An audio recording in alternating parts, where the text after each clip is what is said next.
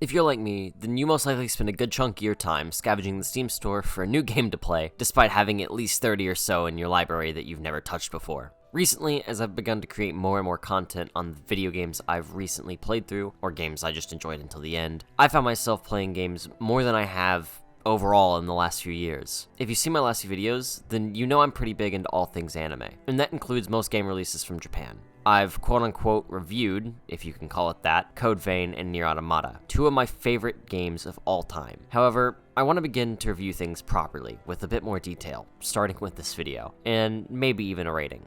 So, everyone, I'm Aizen, and this is God Eater 3, a 5-star meal.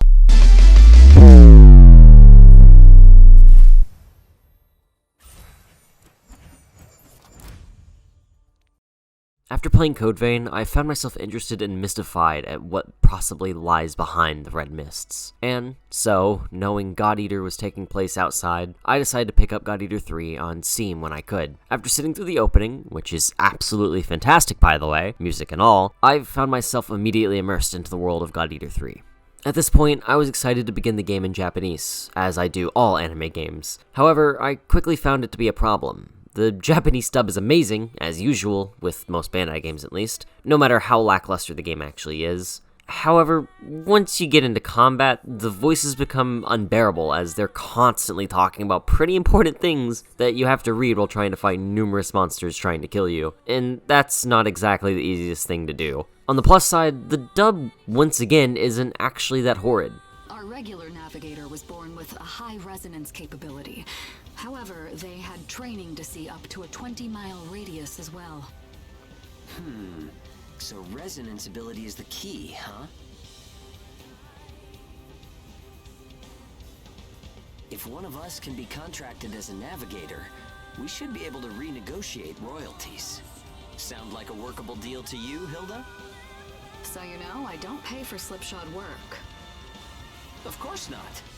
Here, give it a try. The characters' voices fit, however, be wary if you pick a character's voice in Japanese and then swap to English, there's a chance those voices won't match at all, as is what happened with my character. While yeah, the voices are good, I've also noticed a common problem with most Bandai games, and that's where the characters just constantly shout out things during battle, sometimes even repeating themselves over and over again. Lulu, made contact with secondary target and is in pursuit. Made contact with secondary target and is in pursuit. Zeke, made contact with secondary target and is in pursuit. Lulu, made contact with secondary target and is in pursuit. I ran into this a handful of times when numerous enemies surrounded us, but that was really it. I still thought it was worth noting, however, in case that kind of thing bothers you. Attached to these voices is a rather large cast of interesting and likable characters, full of both waifus and husbandos. Claire and Hugo, hands down. Each has their own interesting personality that sets them apart and makes each interaction with them interesting, and it just gave off the feeling of being a family, which I've only felt a handful of times throughout playing games with a large cast. It takes about an hour into the game to be at least partially fully introduced to the cast, with another introduction coming a bit later on, so without spoiling too much of the game, it does start off rather slow, but once it gets rolling, the difficulty can start spiking pretty heavily if you're new to these type of games. I had tried playing Monster Hunter World once in the past, but was absolutely horrible at it. Maybe it's my newfound beginnings in the world of Dark Souls Remastered, but I was quite a bit better when starting off in GE3. On top of all the characters you meet, you also are able to create your own character at the beginning of the game, which you can somewhat change whenever you want at any point through the game at any terminal. While the creation is extremely limited compared to Code Vein, it does make up for it in the outfits department. Where Code Vein only has 8 outfits per gender, God Eater 3 has a few dozen for each. On top of all that, your character will call out in the midst of battle, so there's actually a reason to pick a good voice.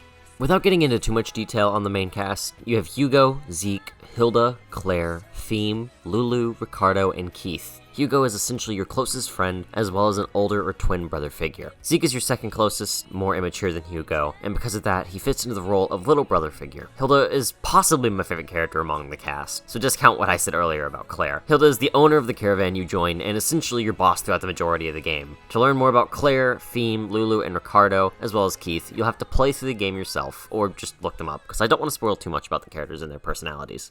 The gameplay can be summarized up as fun, yet sometimes clunky, addictive, yet sometimes repetitive, and in-depth, yet confusing. Starting out, the game introduces you to normal mechanics such as boost attacks. However, it doesn't fully teach you what exactly they do or how exactly to use them. I assume once you see sparks flying from your weapon trail, you've entered boost mode, and from there on your attacks are boost attacks. I'm still relatively unsure. Even further, there's what the game calls engage, which, put simply, is where you link up with an ally to dish out extra damage and reduce damage taken. The melee fighting is incredibly addicting once you get it down. I can't quite explain it, but if I had to try, it would be the number indicators. Something about not knowing your enemy's HP while trying to dodge attacks and dish out as much damage as possible for that triple S plus rank is insanely satisfying. While sometimes the melee combat can be clunky, depending on your weapon of choice, it can also be extremely rewarding if you learn the moveset of your particular weapon. I preferred the Scythe for the majority of my playthrough, partially thanks to Ruby, and also partially thanks to its varied attacks with pretty high damage. Alongside the melee fighting is the gunplay mechanics. I chose to play with a controller, so that makes the aiming a bit clunky, but either way, I found the guns to be rather useless until a bit later into the game when they actually start doing decent damage. It could always just depend on your gun of choice, but I stuck with Assault for the majority of my time playing the game. The main problem I had seen when it came to the swordplay is locking on, and what I like to refer to as ice skate swings. Essentially, you go to attack, but your character will fly right past the enemy because lock-on doesn't work very well. I preferred to play the game without using lock-on in most scenarios, but there were also quite a few where it was handy. As is the case with Monster Hunter World, GE3 sees you possibly repeating or grinding quests for materials to upgrade your weapons, or craft new ones. I didn't have to repeat them much, but I did sometimes in the case I needed money. Questing for the beginning of the game is pretty straightforward, as it only offers one mission at a time. However, the more you play, the more missions start to branch out. Sadly, until the missions start branching out, you do fight a lot of the same Origami, the main enemies of the game. You can usually tell when you're fighting the small fry versus the actual tough enemies, but there are times where they show up unintroduced and can catch you off guard if you aren't careful. Once the missions start branching out and you obtain more blueprints, that's when grinding out material runs will become a common occurrence if you intend to keep on the top of your weapon. I took the route of just play the game and hope to God I get the right materials for the majority of my time, but I did ensure to devour any enemy I could once they were dead, which assisted in obtaining the right materials needed for most things. If you've watched either of my other two review videos, then you most likely know how much music means to me in the context of a video game. It can truly make or break a great experience if it has lackluster sound design, dubbing, or a lackluster OST. Other than the voice problem I mentioned earlier, I didn't see many flaws with the sound design other than the sound is played every time you pick up an item. This is an emergency. Unexpected medium origami detected. Entering the operation area. More company, be careful.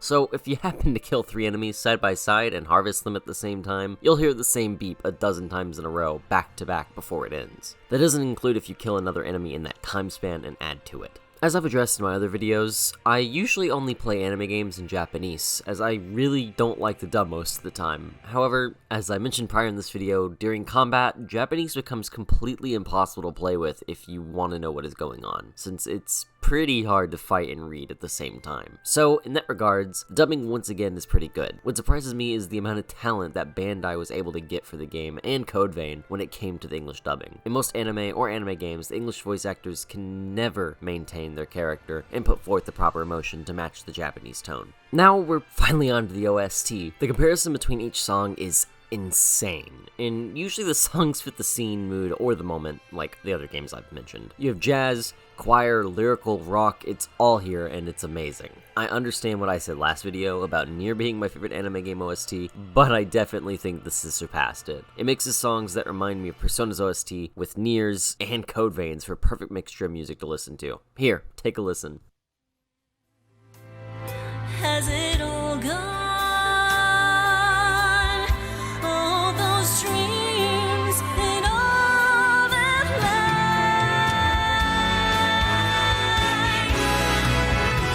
This was so far away from where I once stood. I gotta fight, I won't give up. I'm gonna win every battle. You'll see, I can't stop by anything or anyone.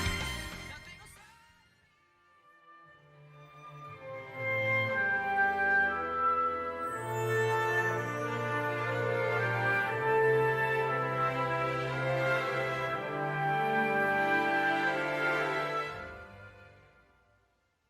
I somehow managed to make it through this entire script without spoiling a massive majority of the game. Thank the Lord. Honestly, with all things calculated, this is a pretty fun experience if you have some money left over and you're looking for something to buy. I definitely wouldn't say it's as time investing as something like Code Vein or NieR, unless you like the gameplay loop to an extreme degree. However, for what it is, the game is rather addicting, entertaining, and interesting. So with that said, the new rating scale I'll be using is 0 to 5, with 0 being a toilet on fire at the bottom of the ocean, and 5 being a masterpiece. As a beginning gauge, I would put NieR at roughly a 5, and Code Vein at a 3.5. I couldn't decide for Code Vein as it's rather average but extremely addicting and fun to play, so I put it in between 3 and 4. I have to give it a 3 out of 5. The game is extremely addicting to play with a pretty fun gameplay loop and an intriguing story to top it all off, which has very interesting, fun, and likable cast. However, as I mentioned, it does have some awkward sound design and the bad lock-on mechanics.